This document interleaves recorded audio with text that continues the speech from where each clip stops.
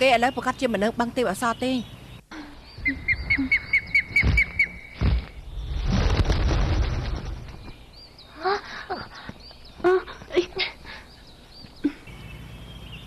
ទេពធីតាពួកត្រង់មករកប្អូនស្រីមែនទេមែនហើយនាងធ្លាប់ជួបគេហ៎ប្រកបអូនស្រីពួកយើងមកទេពធីតាខ្ញុំមើលពួកត្រង់យល់ច្រឡំហើយប្អូនស្រីរបស់ពួកត្រង់នៅជាមួយអ្នកស្មោះត្រង់ស្រីឬក៏ប្រុសគឺប្រុសចាប់ហើយពួកយើងត្រូវប្រញាប់ទៅរកប្អូនពៅឲ្យឃើញប្រុសមិនក៏ចាប់ហើយមនុស្សប្រុសមានពឹសមានពឹសចាស់ប្អូនពៅអាចស្លាប់ទេបើត្រូវចិត្តពឹសយូរពេកនោះគួរឲ្យខ្លាចជាងស្លាប់ទៅទៀតអាចត្រូវបដាសាប្រុសម្នាក់នោះក៏អាចគ្រោះថ្នាក់រាប់ម៉ឺនចាត់ធ្វើយ៉ាងម៉េចទៅបងទី2ឆាប់រំឈប់បាយទៅណានាងដឹងថាពួកគេនៅណាទេគេនឹងអ្នកស្មោះត្រង់ត្រូវបឹងទេពអប្សរឃុំនៅកោះកាសាខ្ញុំបានជូនពួកគេចេញពីទីនោះហើយក៏បែកគ្នាឥឡូវខ្ញុំក៏មិនដឹងថាពួកគេទៅទីណាដែរបឹងទេពអប្សរអាចឃុំប្អូនពៅបានទេបឹងទេពអប្សរឥឡូវមានជីវិតហើយមែនហើយដាច់ខាតពួកត្រង់កំតៃចិត្តគេបើមិនចឹងទេពួកត្រង់អាចមានគ្រោះថ្នាក់ពួកយើងអត់ធ្វើអីគេផងមានគ្រោះថ្នាក់អីទៅព្រោះគេអាចក្រោកឈរបានហើយកោះតូចតាចក៏អាចហោះបានទៀតមួយផ្លែតក៏អាចកំទេចមនុស្សម្យ៉ាងទៀតពួកត្រង់លើខ្លួនសិតតែមានអារម្មណ៍ពួកគេប្រកាសជាចាប់ពួកត្រង់គេហ៊ានទេផងទី3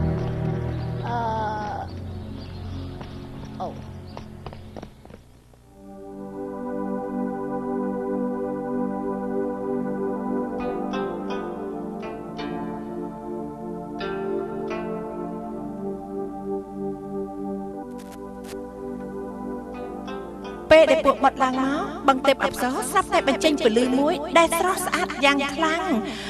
មើលពីលើទៅបឹងទេពអប្សរដូចជាស្រីស្អាតម្នាក់ពន្លឺនោះដូចជាចេញពីបេះដូងរបស់គេ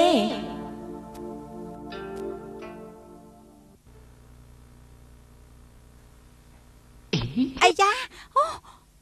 មានរឿងអីព្រះពរព្រះមហាសីអំបញ្ញមិញមានរបស់គៀបជើងខ្ញុំម្ចាំងថាម៉េចថ្លើមធំពេកហើយឆាប់ចេញមកភ្លាម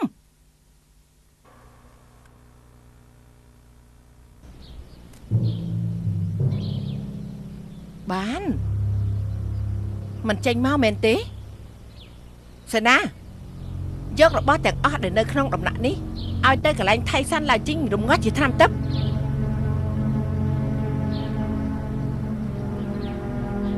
ក្រានទូព្រះមហេសីទូបង្គំអំបញ្ញវិញបានឃើញគឺកៅអីដែលព្រះមហេសីគង់នោះគឺគៀបជើងរបស់ស្រីស្នំហា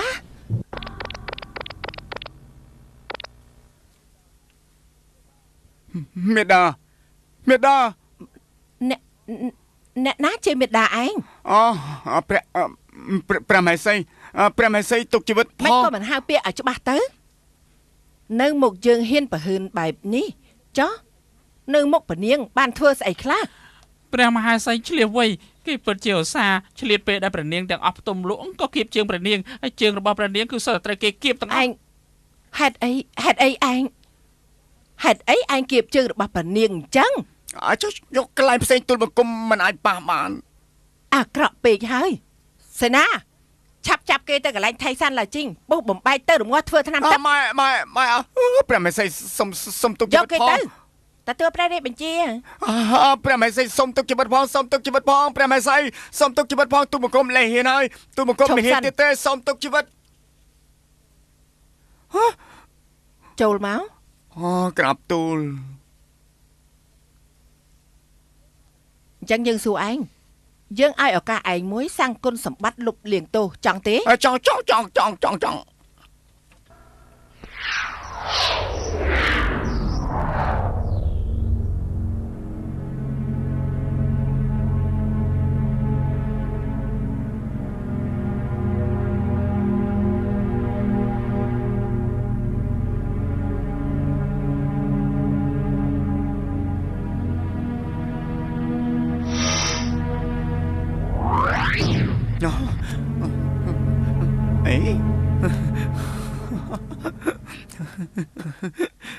ព្រះគុណម៉ែឯងមិនអាចហៅឲ្យច្បាស់ទេហ៎ហៅឲ្យច្បាស់តែម្ដងដឹងទេព្រះមហេសីព្រះគុណព្រះមហេសី សូមព្រះមហេសីទុកប្រទេសចុះឲ្យតែបឹងទេពអប្សរមានសកម្មភាពអីនោះទូលបង្គំនឹងឡើងមកទូលព្រះមហេសីភ្លាមឯងត្រូវចាំឲ្យច្បាស់រឿងមួយនេះដាច់ខាត់រក្សាជាសម្ងាត់អសរមួយក៏មិនត្រូវលេចចេញទៅក្រៅដែរក្រាបទូលមិនចឹងទេយើងនឹងបញ្ជូនឯងទៅកន្លែងថៃសាន់ឡើយជីងបុះជាអស់រងាស់ឆ្នាំទឹកអព្រះគុណព្រះម៉ែបងទី3តាមបងទេຕົកចិត្តចុះបន្តិចទៀតគេប្រកាសជាត្រឡប់មកវិញមែនហើយតែហេតុអីបងទេបាសចង់ខំបងស្រីយើងគេចង់ដណ្ដើមចុកអាយរោមរបស់គេហ៊ានដណ្ដើមអាយរោមរបស់បងស្រីយើងទៅចាត់ការគេឈប់សិនទេពធីតាទាំង3អាយរោមរបស់គេនៅយកមិនទាន់បានទេដណ្ដើមមិនបានក៏ទៅដណ្ដើមដែរធ្វើបើបងស្រីយើងបានទេអាយលឿន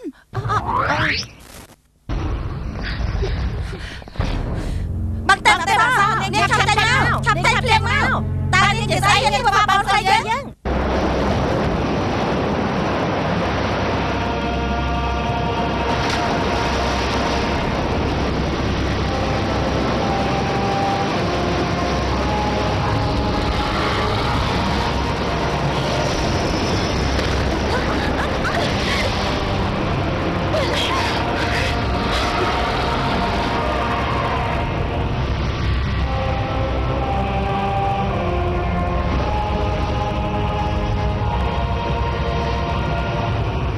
នាងជាអ្នកណាហ៊ានមកដល់មុខផ្ទះជាយើង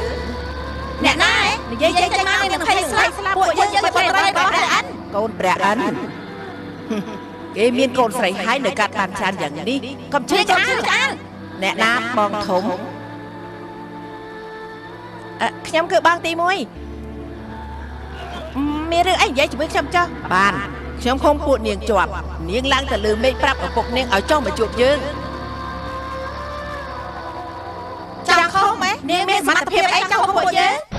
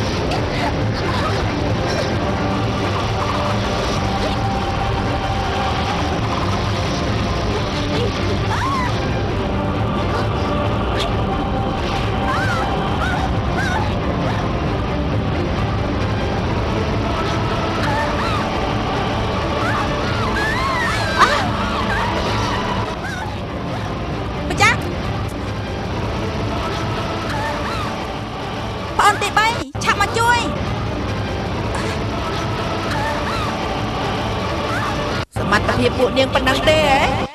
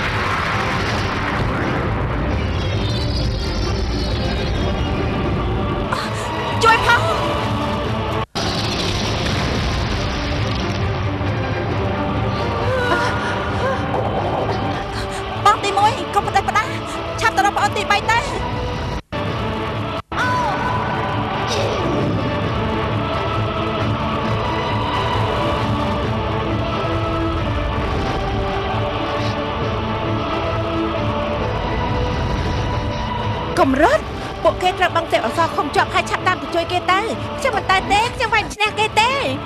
ឯងឈប់សិនឈប់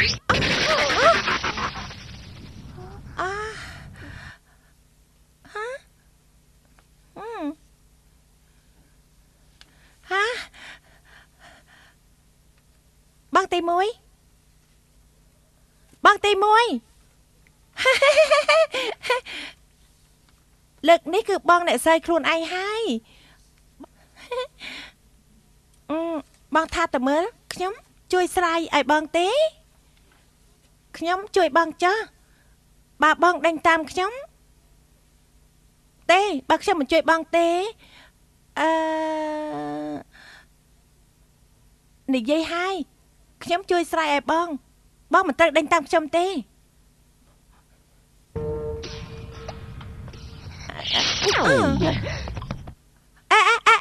ក្រែងនិយាយគ្នារួចហើយមិនឲ្យបងតាមខ្ញុំមិនក៏ប្រើល្បិចឯងនិយាយខ្លួនឯងបងអត់មានសន្យាទេខ្ញុំពិតជាវាយមិនឈ្នះគេទេខ្ញុំមិនទៅទេ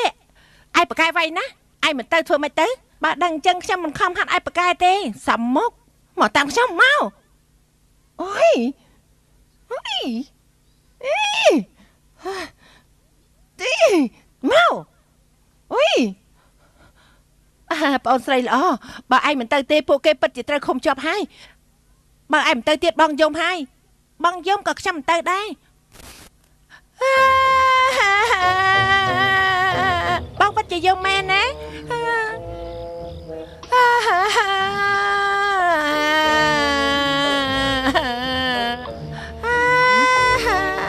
បងទី1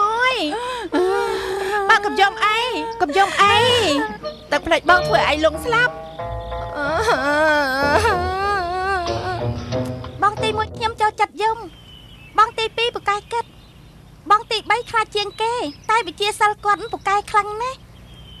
ពួកយើង6នាក់រួមគ្នាវាយមិនឈ្នះគាត់ទេអេលោកយល់ថាចម្លែកទេការប៉ັດខ្ញុំក៏យល់ថាគ្មានអីចម្លែកដែរព្រោះគាត់ពូកែខ្លាចកាលនៅពីតូចពេលដែលគាត់ជួបគ្រោះថ្នាក់នោះគាត់នឹងរត់លឿនណាស់ដូច្នេះពេលដែលហាត់គុណគាត់ខំជាងគេបងទី4ទី5ទី6គឺកូនភ្លោះ3ចរិតឆេវឆាវបើលោកបានជួបពួកគាត់ដាច់ខាតកុំធ្វើឲ្យពួកគាត់ខឹងបើមិនអញ្ចឹងលោកប្រកាសជាស្លាប់សុំសួរផ្លូវមួយណាទៅថៃយានណាអូនោះគឺឆ្ងាយពេកខ្ញុំស្មានថាលោកមិនចេះនិយាយនេះបាត់មកទៅបាទទៅប្រទេសលោកនិយាយថាម៉េចមិនឲ្យលោកនិយាយទៅលោកនិយាយទៅវិវរឬមួយក៏ខ្ញុំថ្លង់លោកអត់ថ្លង់ទេគឺគេស្រាប់តែកសរុបទៅអ្នកតាពីរដើរទៅទិសខាងជើងរហូតទៅឆ្លងទន្លេលឿងហើយចាំសួរគេទៀតចុះអរគុណលោកមិននិយាយជាមួយខ្ញុំកុំចង់និយាយជាមួយគេមិននិយាយជាមួយខ្ញុំកុំនិយាយជាមួយគេមិនចម្លែកទេតែមនុស្សចងមាត់ផ្ដេសផ្ដាស់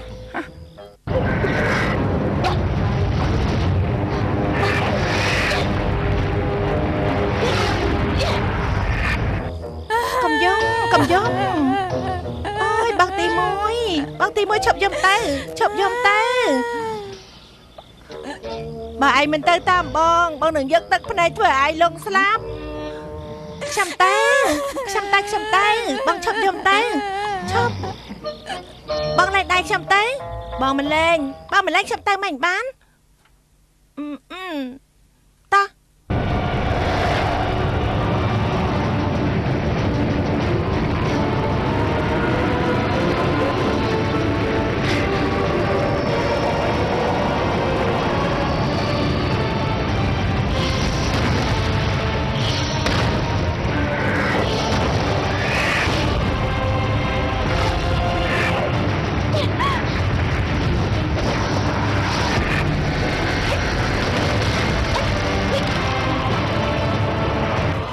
មួយនេះវាជាគុណគួរសម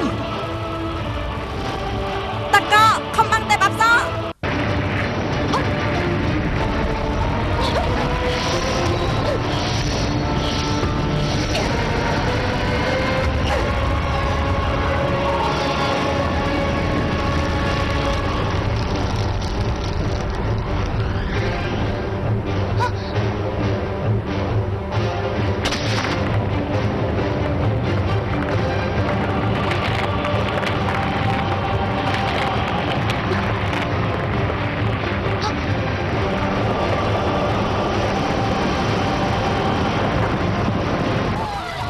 មកជុំគ្នាឬនៅបាទប្រមូលសំណាច់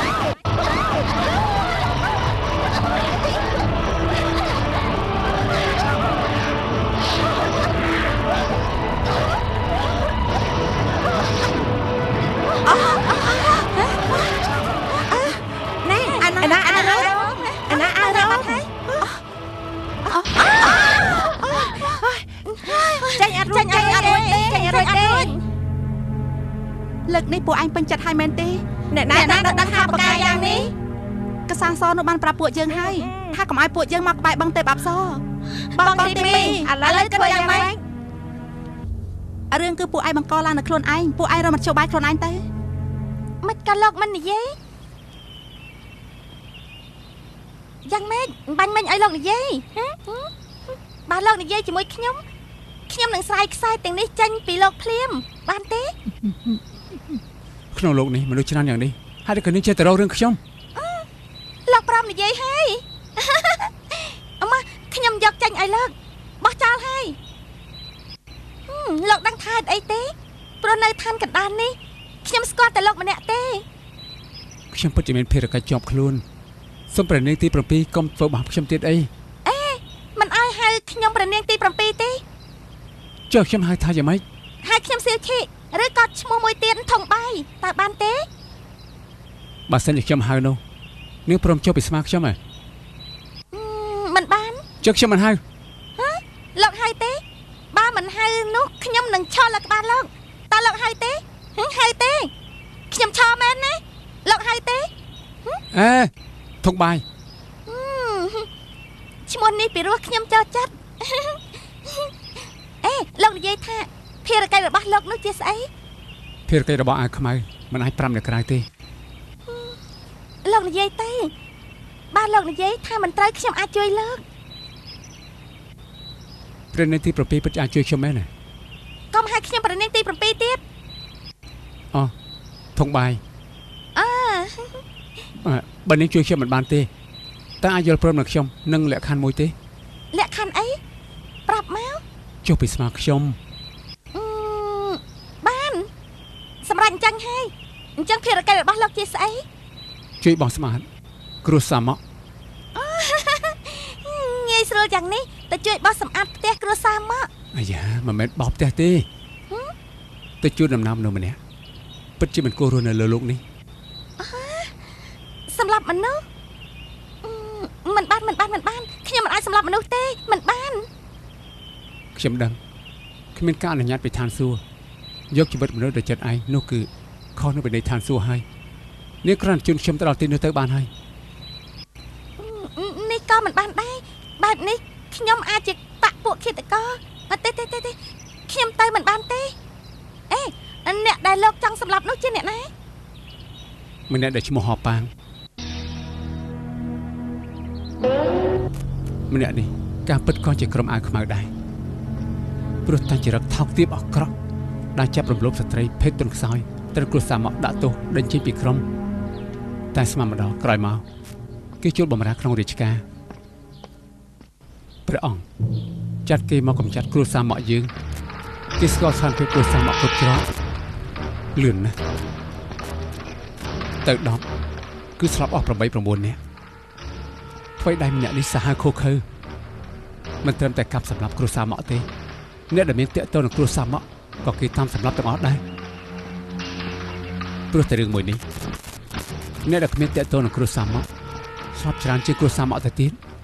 គឺព្រះអង្គឲ្យគេធ្វើបែបនេះហេតុអីលោកមិនជូនដំណើរព្រះអង្គបើបាត់បង់ព្រះអង្គទៅទឹកដីនៃប្រជារាស្ត្ររឹតតែរងគ្រោះបើហោប៉ាងស្លាប់នោះមិនអីទេបានជានាងជួយខ្ញុំមិនបានអញ្ចឹងនាងចុះមក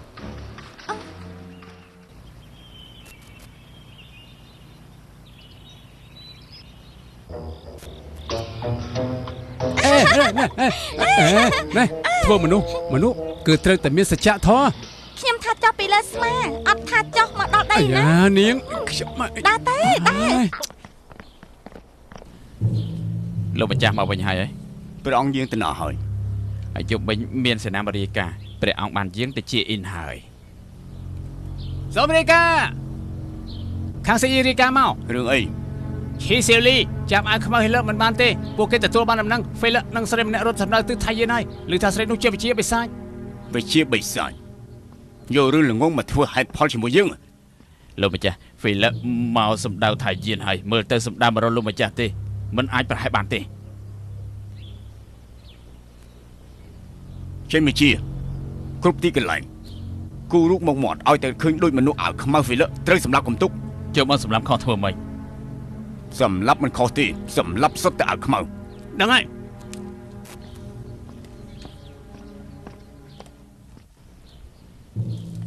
ឈិងស៊ីលីអាចងឲ្យអត់បានការសពផ្សាយបញ្ជាខ្ញុំចាប់ឈីស៊ីលីព្រមទាំងកូនចៅបញ្ជូនចូលគុកងឹតទោសរួមកំណត់នឹងក្រុមអាវខ្មៅចាំខ្ញុំទូលថ្វាយព្រះអង្គប្រហារជីវិតពួកគេ3ចំនួនលោកម្ចាស់ឈីស៊ីលីគ្រាន់តែចាប់ហ្វីលមិនទាន់បានសម្រាប់3ចំនួនដូចជាខ្ញុំមិនចូលចិត្តខ្សែភ្នែកគេទេ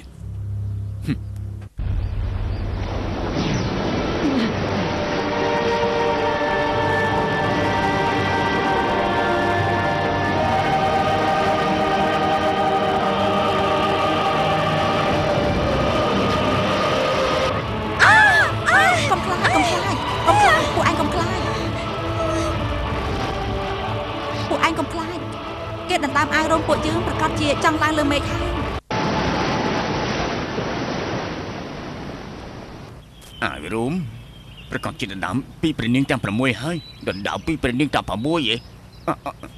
ពួកយើងបាក់ឃើញអស់ហើយចាំមែនឯងដឹងថាគេច្រើនណាទេអាចនិយាយផ្ដេសផ្ដាស់ស្អីអាចគេណា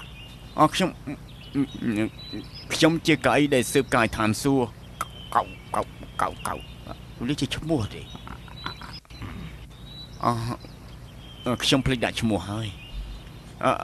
អ្នកទាំងពីរហៅខ្ញុំថាកៅអីបានណាកៅអីអានេះឯងជាអ្នកស៊ើបការឋានសួគ៌ឯងគ្មានចរិតត្រីទេមានអាណាថាខ្លួនឯងជាអ្នកស៊ើបការអត់មានទេខ្ញុំជាអ្នកស៊ើបការនេះលោកមើលទៅនេះជារាជសារសម្ងាត់ដែលព្រះម៉ែឲ្យខ្ញុំណាព្រះម៉ែឲ្យខ្ញុំមកមើលបឹងទេពអសរ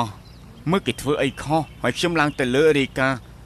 ព្រះម៉ែមានបន្ទូលទៀតឲ្យតែខ្ញុំធ្វើឲ្យបែកការឲ្យតែខ្ញុំធ្វើឲ្យបែកការបន្តិចនោះហើយយកខ្ញុំទៅពុះជាអដាក់ក្នុងរូបចង្ក្រានរងាស់ថ្នាំហើយយកទៅកុំយំខ្ញុំមើលទៅគេដូចជាចុះមកពីលើហេតុអីហើយចុះមកពីលើមិនសត្វតែល្ងងអ្នកទាំងពីរជួយខ្ញុំបានទេហើយចាំពួកយើងមានប្រយោជន៍ទេបើអ្នកទាំងពីរជួយខ្ញុំឡើងទៅឋានលើរាយការណ៍ទៅ ប្រម៉ែឲ្យអ្នកតាពីធ្វើជាកៅអីធ្វើកៅអីធ្វើឲ្យមនុស្សអង្គុយរាល់ថ្ងៃហ្នឹងគឺឲ្យទេវតាអង្គុយទេទេវតាទេវតាជាផោមនេះ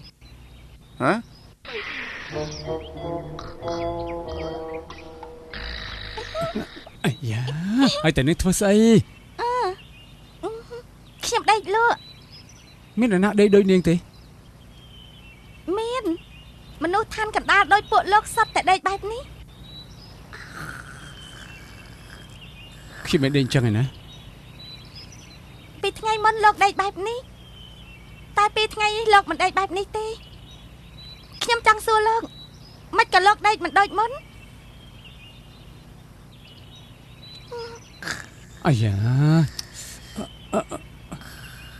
មានដេកលក់ស្រួលទេគឺខ្ញុំដេកបែបនេះអាយ៉ាមកអាយ៉ាធូរដៃទេខ្ញុំអត់ទេអាយ៉ាខ្ញុំចង់បត់ជើងទេអញ្ចឹងបានខ្ញុំមិនអាចទៅជាមួយលោកទេទៅចាស់ដេក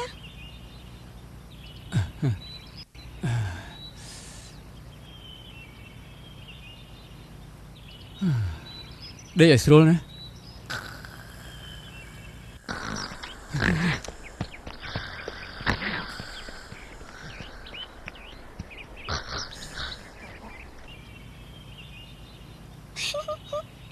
ខ្ញុំដឹងថាលោកនឹងបែបនេះ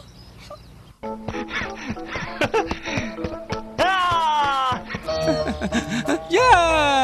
មិនសបាយខ្ញុំមកហើយអាយ៉ាសបាយណាស់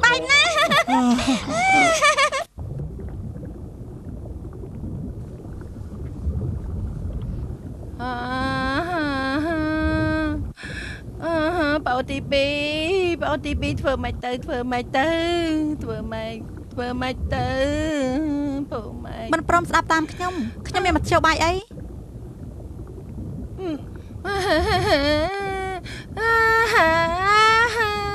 ឈប់យំទៅយំធ្វើអី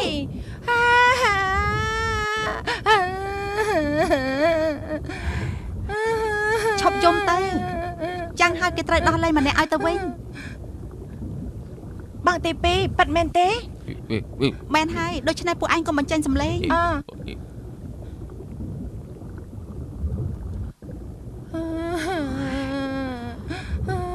ធ្វើម៉េចទៅរំឈើបាយទៅ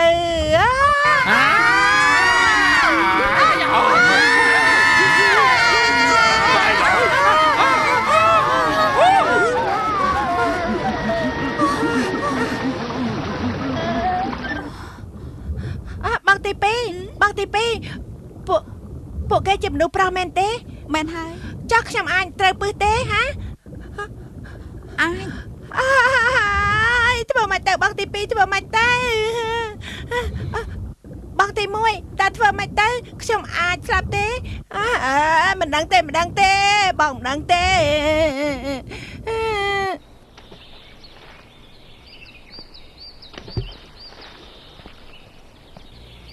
កៅអីអើយចាប់បាត់ពួកនាងហើយនៅណាទៅ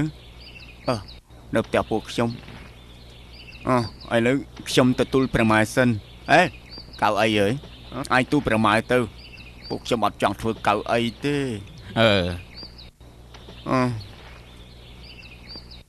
ហើយនេះទៅឲ្យមនុស្សអង្គុយមិនស្រួលខ្លួនទេ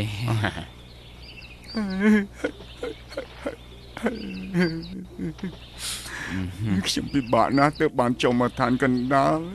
ខ្ញុំលេងមិនទាន់ឆ្អែតក៏ត្រូវឡើងទៅវិញឯងប្រញាប់ទៅឡើងទៅយឺតពេលត្រូវធ្វើអស់ដុតក្នុងចង្ក្រានរបស់ថ្នាំហើយមែន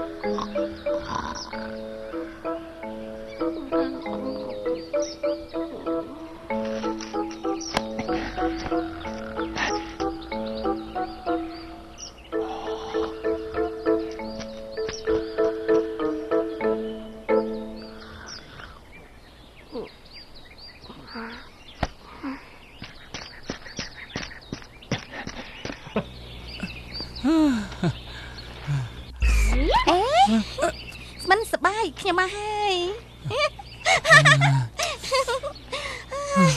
សប្បាយលេងណាស់មិនសប្បាយខ្ញុំស្រឡាញ់លោកណាហើយខ្នងរបស់ខ្ញុំត្រូវអ៊ីវភារកិច្ចដែលធ្ងន់ធ្ងរណាស់អត់ធ្ងន់ទេខ្ញុំតែម្នាក់ឯងចុះមកខ្ញុំមិនចាស់ទេចុះមកខឹងហើយខឹងក៏ខឹងទៅអត់ចាស់ទេឲ្យលឿនដើរទៅមុខឲ្យលឿនឡើងប្រុសនៅខាងនោះហើយសាច់ញាតិស្រីចាំអាផ្លែតចូលឲ្យលឿនឡើងចូលទៅនៅសម្លឹងស្អី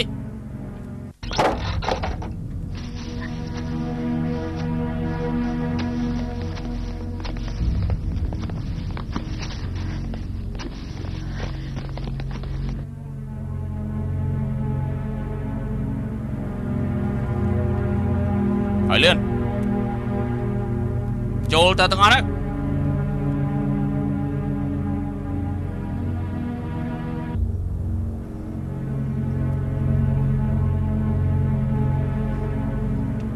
ចាំមិនហើយខុសរឿងអី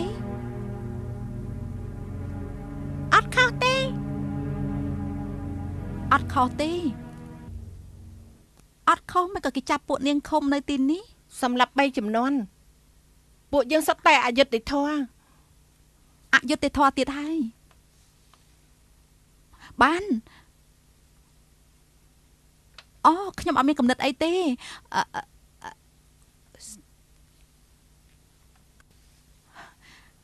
ខ្ញុំប្រាប់ពួកឯងកុំខ្លាចខ្ញុំនាំពួកឯងចេញទៅនាំពួកឯងរត់ចេញពីគុករត់ចេញកន្លែងដែលឯងអង្គុយមានរុនមួយខ្ញុំជីកអស់ពេលយូរណាស់ខ្ញុំអាចចូលតាមផ្លូវក្រោមដីចេញទៅនៅមានទៀត7ឆ្នាំខ្ញុំជីកបានសម្រេចហើយខ្ញុំនាំពួកឯងចេញពីគុក7ឆ្នាំអញ្ចឹងពួកយើងត្រូវរស់នៅដល់ពេលនោះទៅបានមិនសប្បាយចិត្តខ្ញុំស្រឡាញ់លោកក្រៅពីបងស្រីខ្ញុំទាំង6នោះខ្ញុំស្រឡាញ់ជាងគេគឺលោកហើយលោកដឹងថាលោកសប្បាយលេងទេលោកចេះតែចង់រត់គឺរត់មិនរួចទេមិនសប្បាយលោកស្រឡាញ់ខ្ញុំទេលោកមិននិយាយទេមិននិយាយក៏ខ្ញុំស្រឡាញ់លោកដែរខ្ញុំមិនស្រឡាញ់នាងទេខ្ញុំពិតជាមិនស្រឡាញ់នាងទេលោកកុហកពួកគេសុទ្ធតែស្រឡាញ់ខ្ញុំមិនក៏លោកមិនស្រឡាញ់ខ្ញុំខ្ញុំដឹងហើយលោកថាមិនស្រឡាញ់ខ្ញុំគឺមកពីរត់ចោលខ្ញុំមិនបានលោកដឹងទេហេតុអីខ្ញុំចូលចិត្តឲ្យលោកអៀវខ្ញុំទេមកពីបងស្រីខ្ញុំទាំង6ធ្លាប់អៀវខ្ញុំ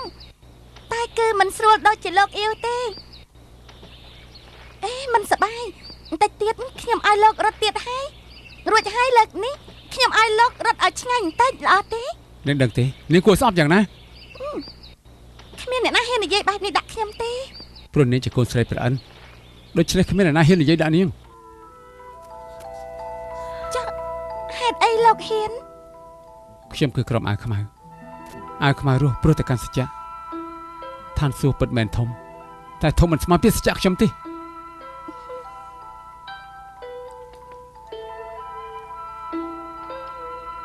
ខ្ញុំពិតជាឲ្យគេធុញដល់ថ្នាក់នេះមែនទេបើលោកពិតជាស្អប់ខ្ញុំយ៉ាងនេះខ្ញុំមិនរំខានលោកទៀតទេ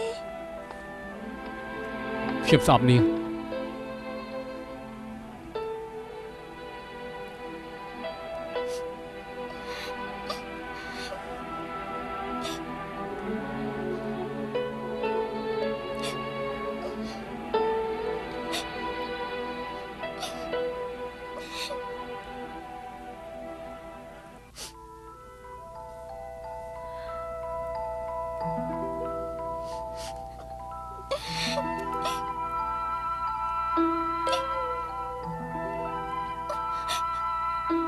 នាងកុំយំ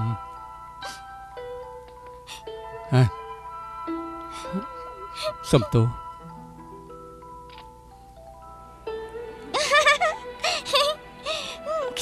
យឲ្យលោកហើយលោកសុំតោខ្ញុំហើយ ខ្ញុំមកសុំទោសនាងទេខ្ញុំគ្រាន់តែនិយាយពាក្យគួរសមជាមួយនាងមួយម៉ាត់តើ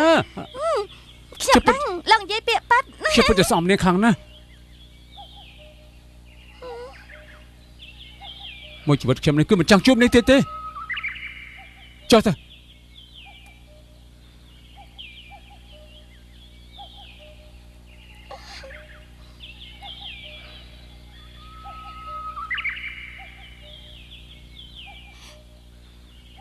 ស្ដាប់ឲ្យច្បាស់ណាខ្ញុំមិនចង់ជួបនាងទៀតទេ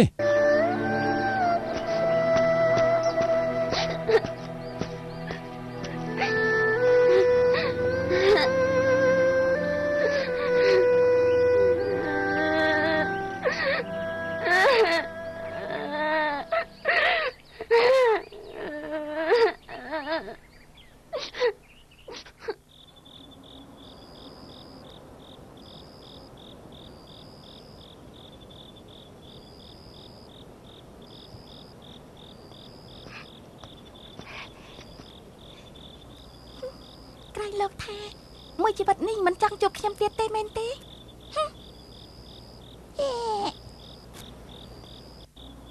មិនឲ្យលោកឃើញខ្ញុំ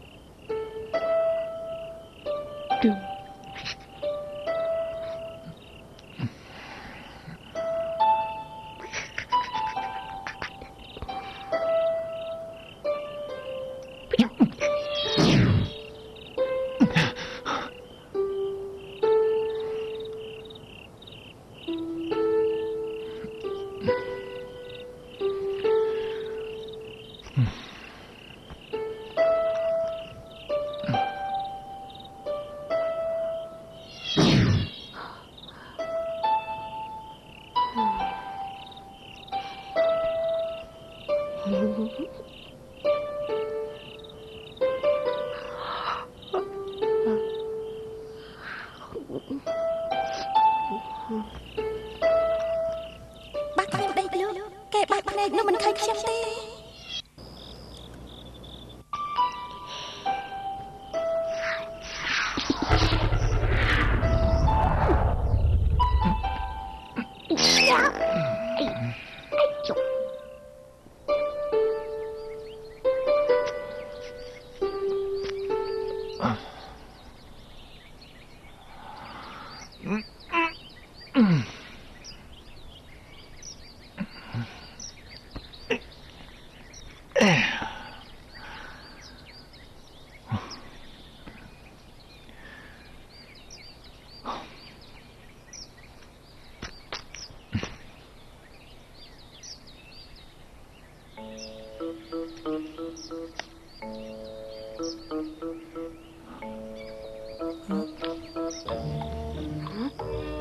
Sư Chi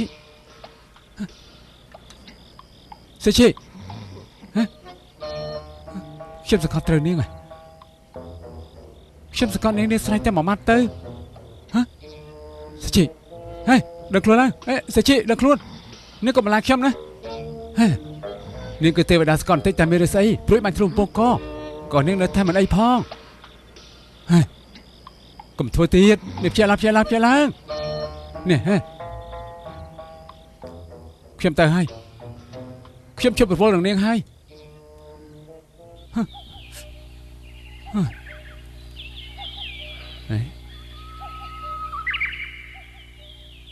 ឬក៏មានគ្រោះថ្នាក់អី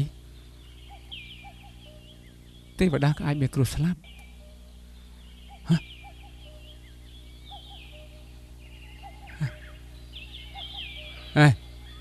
បើមិនចឹងទេបង្ហាញខ្លួនពីអ្នកយើងនិយាយគ្នាបានស្រួលមិនមានលឺខ្ញុំនិយាយទេសុជីនាងកុំលេងសាយអីខ្ញុំពិតទៅហើយខ្ញុំមានពេលកំណត់នាងលេងទេខ្ញុំទៅហើយខ្ញុំពិតទៅហើយ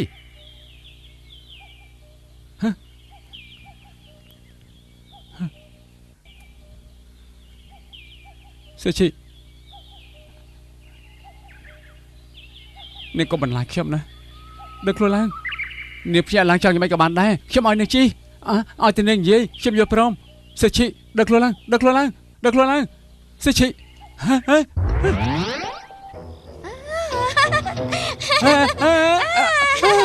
អាយ៉ាគឺលោកនិយាយទេគឺលោកធ្វើខ្ញុំចាំមុនដូច្នេះឥឡូវពួកយើងរួចគ្នាហើយមកក៏ខ្ញុំល្ងងយ៉ាងនេះដឹងថានេះជាទេវតាហើយនឹងចាញ់បោកនាងទៀតមិនសប្បាយខ្ញុំអត់មានចិត្តកុហកលោកទេគឺលោកនិយាយមិនចង់ជួបខ្ញុំទៀត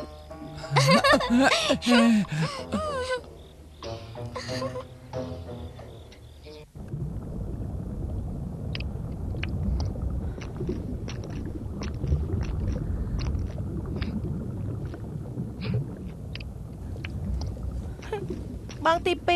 2ខ្ញុំពិបាកក្នុងខ្លួនណាស់ឯងយ៉ាងម៉េចហើយខ្ញុំតាំងទ្រូងណាស់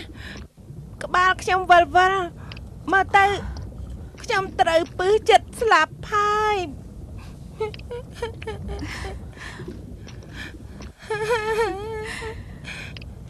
បងទី2មិនក៏បែបនេះពួកបងមិនរវល់នឹងខ្ញុំទេមិនក៏មិនបារម្ភពីខ្ញុំមិនជួយរកមធ្យោបាយ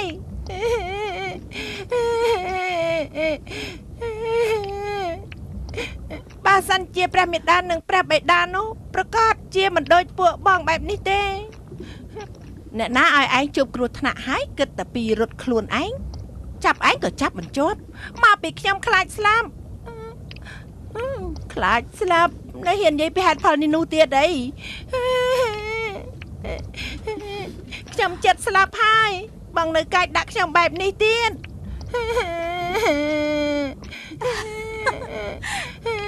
ព្រះមេដាបាត់នឹកព្រះមេដាណាបាត់នឹកព្រះបិតាខ្ញុំមើលបើសិនជាមិនប្រាប់គេទេគេពិតជាត្រូវបន្លាចខ្លួនឯងស្លាប់ហើយប្រុស2នាក់នោះអត់មានពឹសទេ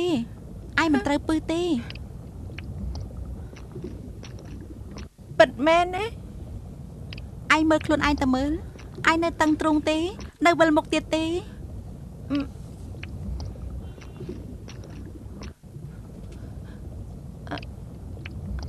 ដូចជាធូរបន្តិចហើយ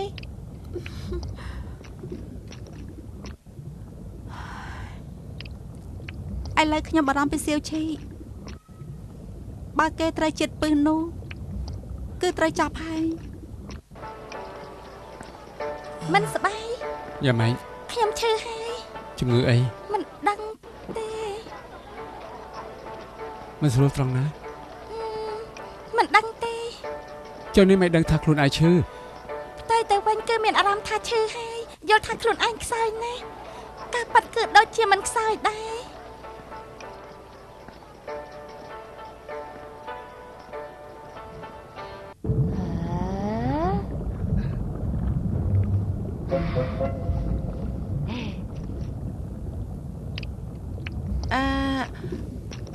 បងទេពអប្សរបានលើខ្ញុំនិយាយទេនិយាយមកមើលណោះ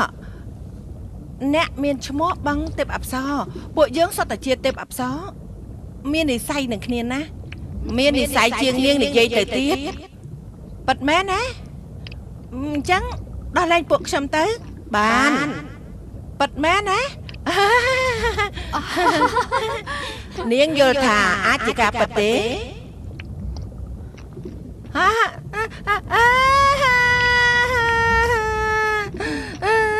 ធ្វើមិនទៅបងទី1ធ្វើមិនទៅ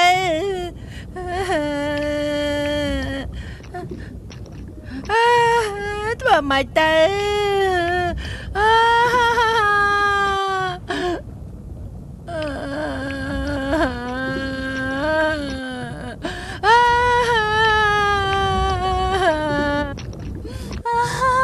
ឈប់យំទៅ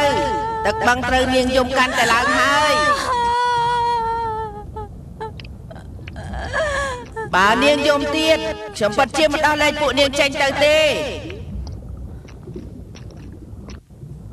ចង់ទៅត្រូវសន្យានឹងយើងនៅលក្ខខណ្ឌមួយសិន បងទេពអប្សរឲ្យតែអ្នកដោះលែងពួកយើងនឹងយកគំនិតរបស់អ្នកទូលថ្វាយព្រះបិតាឲ្យត្រង់ចុះ10000នាក់ យើងមើលបងប្អូនពួកនាងម្នាក់សុទ្ធតែល្ងងមានតែនាងទេមានប្រាជ្ញាបន្តិច ពួកគេកម្រចុះមកឋានក្រោមនៅឋានលើក៏កម្រជួបទេវតាឯទៀតដូច្នេះគ្មានការពិសោធន៍ទំនាក់ទំនងទេ និយាយបែបនេះនាងឧស្សាហ៍ចុះមកឋានកណ្ដាលហ៎ ប្រៀបធៀបនឹងពួកគេខ្ញុំធ្លាប់ចុះមកប្រហែលលើក បានយើងជឿនាងចោះ បងទេពអប្សរអ្នកនឹងបៃតាខ្ញុំមានទំនាក់ទំនងអីហេតុអីក៏អ្នកចង់ជួបគាត់ មែនហើយមែនហើយពួកនាងមិនគួរដឹងទេយកល្អកុំសួរច្រើនពេក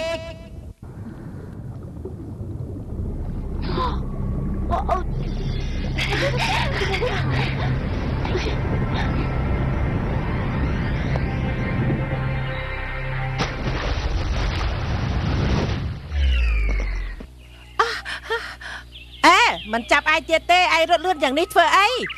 តែឆ្ងាយពីគេល្អជាងមែនហើយក្រែងថាដោះលែងតែម្នាក់ទេហ៎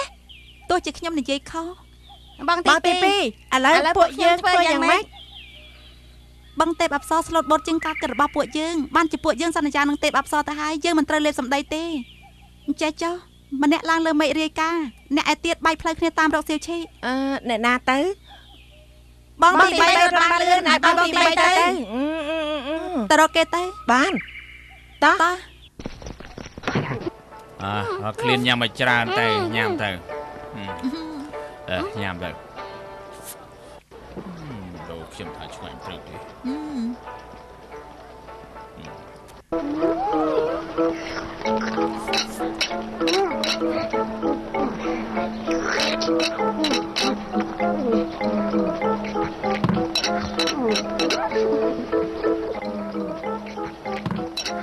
អាយ៉ាថៅកែស្រីមីថៅកែស្រីឆ្ងាញ់យ៉ាងនេះអ្នកនាងនោះញ៉ាំច្រើនយ៉ាងនេះផងណ៎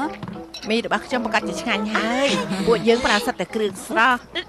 ខ្ញុំឆ្អែតហើយអូខ្ញុំហូបឡើងចូលហើយពួកយើងទៅណាដល់លើកឡើងខ្ញុំងើបមិនរួចទេ នាងហូបរួចហើយឆាប់ត្រឡប់ទៅឋានលើវិញទៅទីនេះមិនមែនជាកន្លែងដែលនាងត្រូវនៅទេ នាំខ្ញុំទៅផងមិនសប្បាយចិត្តមកវិញ ខ្ញុំសន្យានឹងនាងហើយនាងដឹងខ្លួនឡើងគឺខ្ញុំអ៊ីវនឹងទៅខ្ញុំធ្វើបានហើយនាងកំតាមខ្ញុំទៀតណាបើមិនអញ្ចឹងខ្ញុំនឹងស្លាប់ឲ្យនាងមើល មិនសប្បាយចិត្តលោកមកវិញកុំទុកខ្ញុំនៅម្នាក់ឯងអីមិនសប្បាយចិត្តលោកមកវិញមិនសប្បាយចិត្តមិនសប្បាយចិត្ត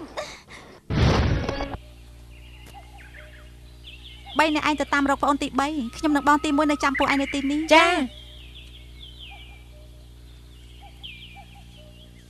បងទី1ខ្ញុំយល់ថាបៃតានឹងបងទេពអប្សរប្រកាសជាមានទំនាក់ទំនងពិសេសអីមួយហើយ ហាបៃតាមិនស្មោះត្រង់បែបនេះហ៎ បងនៅចាំទីមេតាឮថាពួកយើងមកបងទេពអប្សរទឹកមុខត្រង់ក៏ប្រែប្រួលភ្លាម ថាម៉េចត្រូវការប៉ັດត្រង់ខ្ញាល់ខ្លាំងណាស់និយាយដល់អក្សរ3នេះក៏រត់តែខ្ញាល់ខ្លាំង ដូច្នេះបើសិនជាពួកយើងលាក់មេតាចូលរឿងនេះទូលព្រះបិតានោះព្រះមេតាប្រកាសជាដាក់ទោសពួកយើងធ្ងន់ធ្ងរហើយម្យ៉ាងទៀតបិតាការពិតមិនដឹងរឿងដែលពួកយើងចង់មកឋានកណ្ដាលទេមេតានៅជួយលាក់បាំងរឿងពួកយើងទៀត អញ្ចឹងយើងគួរតែទូលមេតាមុនចុះមេតាអាចទូលព្រះបិតាទេ បងថាទៅមើលបើមេតានឹងបងទេពអប្សរវាយគ្នានោះពួកយើងជួយអ្នកណាប្រកាសជាជួយមេតាហើយខ្ញុំក៏គិតបែបនេះដែរអេបងទី1ខ្ញុំយល់ថាបងទទួលមេតាមុនទៅខ្ញុំទុកទិសនិរដីឲ្យបងមួយឆ្នាំក្រោយពួកយើងមកជួបជុំគ្នានៅទីនេះអញ្ចឹងបងទៅហើយ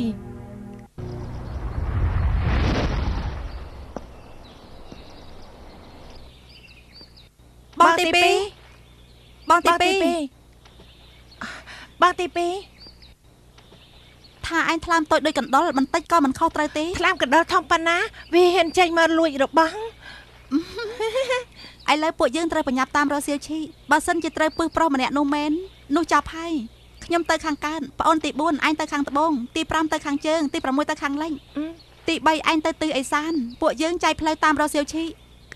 ខ្ញុំម្នាក់ឯងមែនទេ ទាំងអស់គ្នាសុទ្ធតែម្នាក់ឯង ខ្ញុំមិនដូចទាំងអស់គ្នាទេតាំងពីដើមមកខ្ញុំមិនដែលចុះមកឋានកណ្ដាលទេ មានតែមនុស្សទេដែលខ្លាចពួកយើងមានឯណាដែលពួកយើងខ្លាចមនុស្សនោះ អញ្ចឹងខ្ញុំទៅជាមួយពួកឯងបានទេអើយ ឋានកណ្ដាលធំប៉ុណ្ណាឯងដឹងទេបើឯងនៅជាមួយពួកយើងដូចជាបាត់អស់ម្នាក់ បានជាឋានកណ្ដាលធំយ៉ាងនេះពួកយើងរកយ៉ាងម៉េច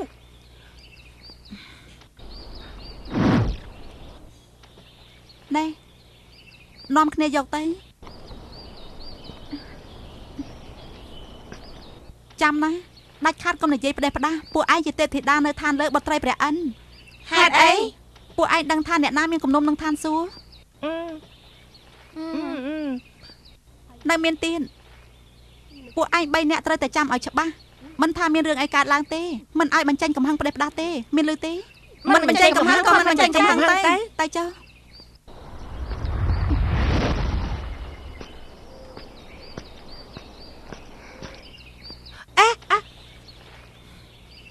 ភ្លេចហើយ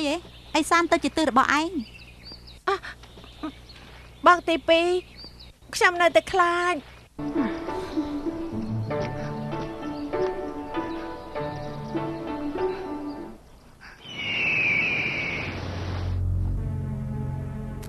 បឹងទេពអប្សរបានជាដណ្ដើមយកអាវរុំនៅចាប់ទេពធីតាទៀតគេបានសាងទោសធនណាស់ទោះជាព្រះឥន្ទយល់ដល់ស្នេហ៍ចាស់ចង់ការពារគេក៏ទេវតាមិនយល់ព្រមដែរ ចង់ធ្វើយ៉ាងម៉េចទៅ ឯងចង់ជួយនិយាយឯអ្នកណា ចង់ជួយប្រម៉ែមិនមែនទេជួយប្រម៉ែស្អី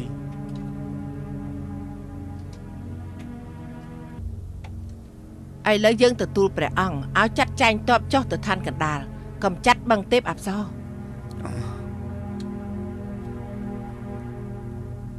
មិនបានរឿងនេះយើងទៅនិយាយមិនបានទេកៅអី ព្រះម៉ែស្អី ឯងទៅហៅមេទ័ពធំមកជួបយើង ក្រាបទូលព្រះម៉ែស្អីរឿងនេះបោកបាយការធ្វើយ៉ាងម៉េច រឿងនេះមិនបែកការទេមេទ័ពធំពិតមែនតែជាអ្នកចំណិតរបស់យើងតែពេលតែមួយគេក៏ជាអ្នកដែលព្រះអង្គទុកចិត្តជាងគេដែរឲ្យគេទៅប្រាប់ប្រកាសជាសង្ស័យរឿងនេះថាយើងជាអ្នកបញ្ជាពីក្រោយខ្នង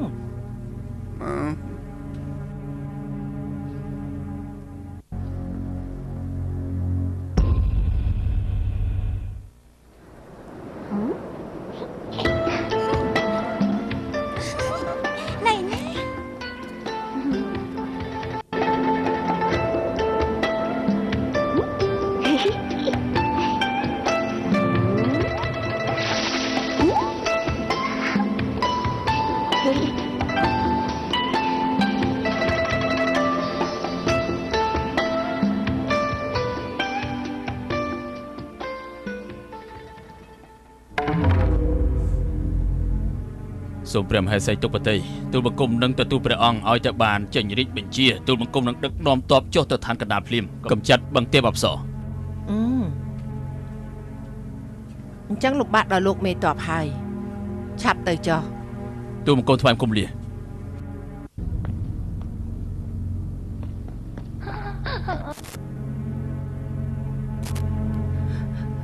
មេដាមិនក៏បាត់មកវិញពួកបាត់មកដល់ភ្លាមក៏ត្រូវបឹងទេពអប្សរចាប់បានត្រូវគេចាប់បានហើយធ្វើមិនបាត់អាចឡើងមកបានព្រោះបឹងទេពអប្សរដោះលែងពួកបាត់ថាម៉េចដោះលែងពួកបាត់អស់ហើយដោះលែងអស់ហើយមេដាមិនសប្បាយប្រទេសមេដាមានសត្រូវជាមួយអ្នកណាបឹងទេពអប្សរពិតជាផ្ដេសផ្ដាស់ពេកហើយអមែនហើយគេឲ្យពួកបុតនាំដំណឹងឲ្យគេថាចង់ជួបព្រះបិតាតែគេឡើងមកមិនរួចគេចង់ឲ្យព្រះបិតាចុះទៅជួបគេផ្ដេសផ្ដាស់គេជាស្អី ស្រីម្នាក់សំបីរក្សាឈ្មោះជាស្រីក៏គ្មាន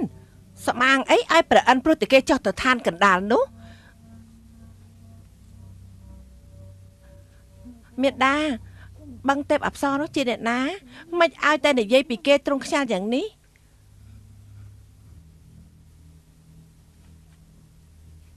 រឿងនេះមេដាចេះដោះស្រាយខ្លួនឯងហើយបុត្រីបុត្រីចាំរឿងនេះកុំប្រាប់អ្នកទី3ឲ្យដឹងឲ្យសោះចោះមេដាទូប្រាប់បិតាទេបុតទុកចិត្តចោះ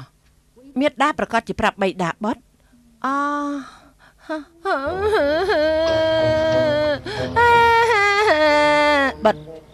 បុតយំស្អីមេដាខ្យាល់ខ្លាំងយ៉ាងនេះទ្រង់ប្រកាសជាមិនទូលប្រាប់បិតាទេតែបាត់បានសន្យានឹងបឹងទេពអប្សរហើយធ្វើម៉េចទៅជប់យំទៅអ្នកណាថាមេដាមិនប្រាប់បិតាបុតនោះជប់យំ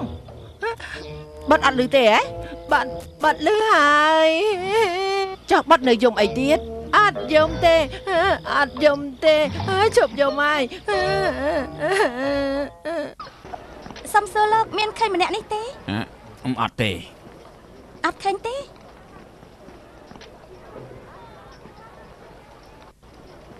អេលោកសំសួរបន្តិចមានឃើញម្នាក់នេះទេគេត្រូវជាស្អីនឹងនាងគេជាយានជំនិះខ្ញុំ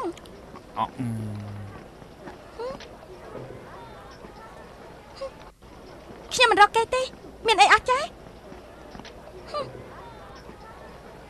សុំសួរលោកតើផ្លូវមួយណាទៅថៃយានម្នាក់ដែលឈ្មោះហោប៉ាល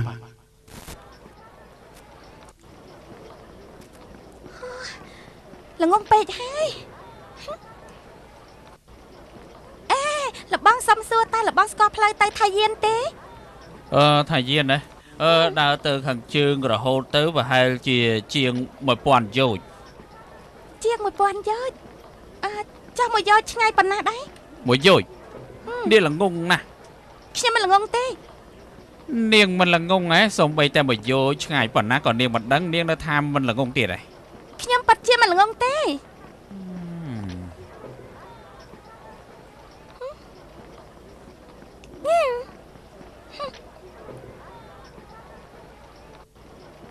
ខ្ញុំល្ងងទេខ្ញុំមិនល្ងងទេ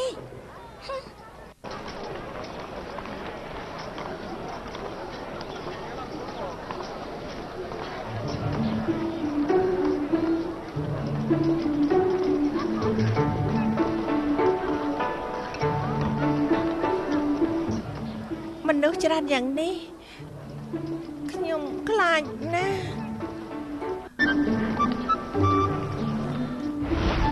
មានតែមនុស្សខ្លាចពួកយើងមានតែណាពួកយើងតែខ្លាចមនុស្សនោះ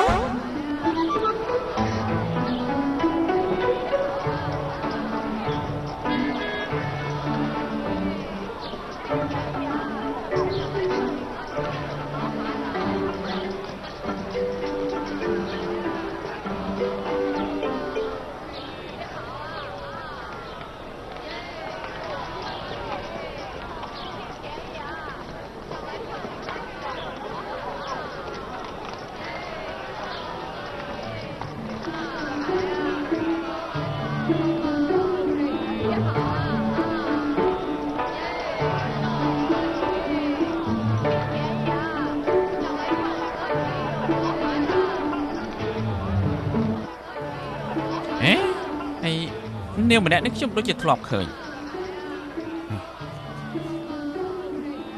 នាងរកគេមែនទេពួកគេទៅថៃយានហើយប្រម្នាក់អ៊ីវគេសួរខ្ញុំផ្លូវណាទៅថៃយាននាងទៅថៃយានរកគេទៅចុះថៃយាននៅកន្លែងណាថៃយានឆ្ងាយពេកហើយ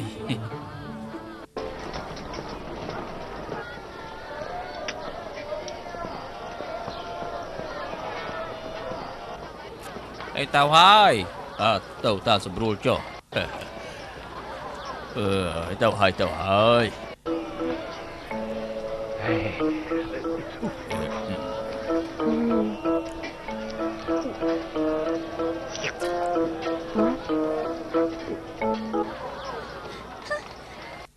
អាក្រក់មែន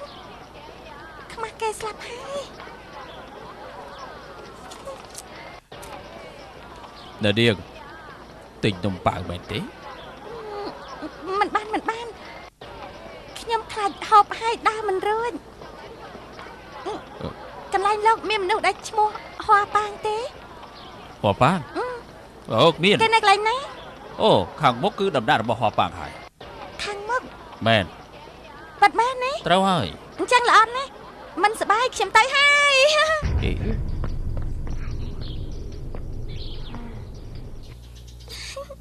អេសុំសួរទីនេះជាផ្ទះរបស់ហွာប៉ាងមែនទេមែន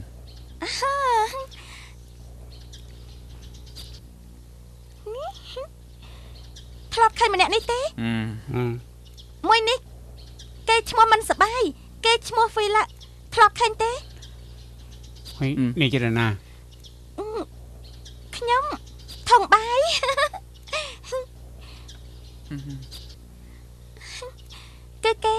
គេចង់មកនាំលោកម្ចាស់ហោប៉ាងទៅនាំលោកម្ចាស់ហោប៉ាងទៅណានេះខ្ញុំក៏មិនដឹងដែរផ្ទុយទៅវិញគេមិនអាចរស់នៅលើโลกនេះទេក៏ប៉ុណ្្នេះចេះណាខ្ញុំឈ្មោះថងបាយខ្ញុំប្រាប់លោកហើយតែគេគឺស្រីម្នាក់នោះហើយជប់កុំខាំខ្ញុំ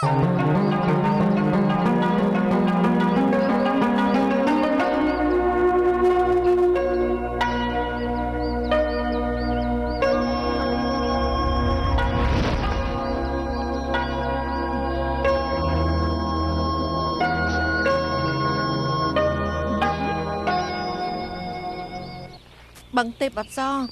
ផ្ទុយទៅវិញខ្ញុំបានប្រាប់មេដារួចហើយមិនលេបសម្ដីទេ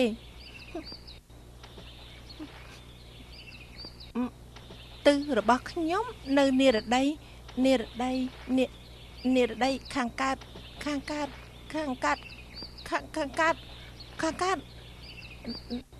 អូយ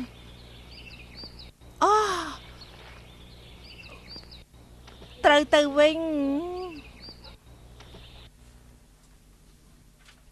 ព្រះមហេសីបានជាបឹងទេពអប្សរដោះលែងទេពធីតាទាំងអស់ហើយពួកយើងក៏អត់មានអីយកមកធ្វើជាលេសដែរ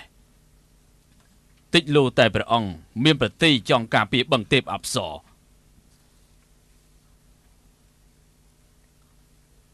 ហើយរឿងនេះទុកឲ្យយើងគិតមើលសិនលោកមេតបលោកទៅវិញសិនចុះមានការចាំយើងរកលោកទៀតទូបង្គំថ្វាយបង្គំលា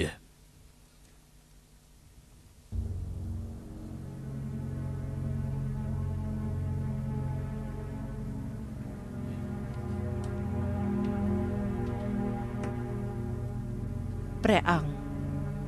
អត់ចោះទៅរកគេបឹងទេពអប្សរមុនក្រោយនៅតែមានរឿងកើតឡើង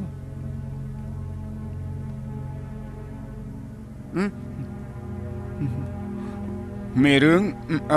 អត់រឿងមិនតេតងទូលមកគុំទេឯងពិតជាខួរក្បាលឈើមែនត្រូវឈើខ្លឹម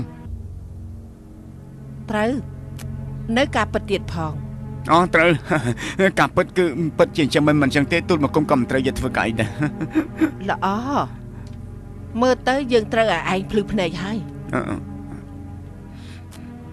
ម៉ែឯងមិនឯងហៅយើងឲ្យច្បាស់ទេហ៎ព្រះម៉ែទុកជីវិតព្រះម៉ែសុំទុកជីវិតយើងមិនចង់យកជីវិតឯងទេយើងចង់ដាក់ភ្នែកជាប់បេះដូងឯង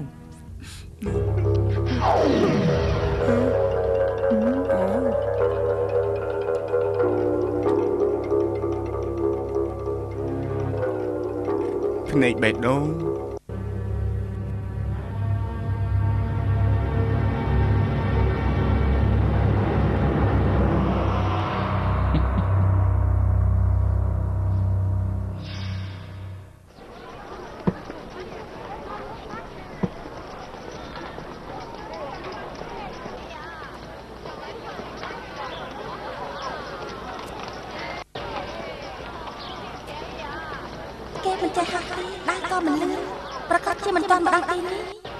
ខ្ញុំធ្លាប់សន្យានឹងនាងដឹងខ្លួនខ្ញុំអ៊ីវនាងដែរខ្ញុំធ្វើបានហើយនេះជប់មកតាមខ្ញុំទៀត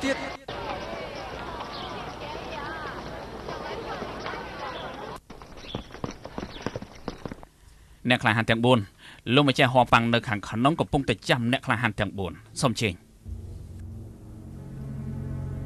អ្នកទាំង4គឺអ្នកក្លាហានដើរទាំង4ដែលល្បីទូទាំងពិភពគុណអ្នកក្លាហានទាំង4សូមគោរពលោកម្ចាស់ហោប៉ាំងហោប៉ាំងមានពាក្យមួយម៉ាត់មិនគប់បីត្រៃស៊ូក្បាច់ដើរទាំង4ប្រៀបនឹងក្បាច់ដើរគ្រួសារមកអ្នកណាខ្លាំងអ្នកណាខ្សោយពិតមែនប្រសពប៉ុន្តែវិញ្ញាណដាវមានខ្លះមិនទំនងវិញ្ញាណរបស់ដាវពិតប្រកបមានតែពាក្យមួយសម្រាប់ហើយវិញ្ញាណដាវរបស់គ្រូសាមកចែកដន់គឺផ្ទុយនឹងពាក្យមួយស្រឡាញ់លោកពិតជាយល់ពីក្បាច់ដើរគ្រួសារមកក្បាច់ដាវគ្រូសាមកពិសេសត្រង់ការពារវៃលុកព្រោះតែមិនវៃលុក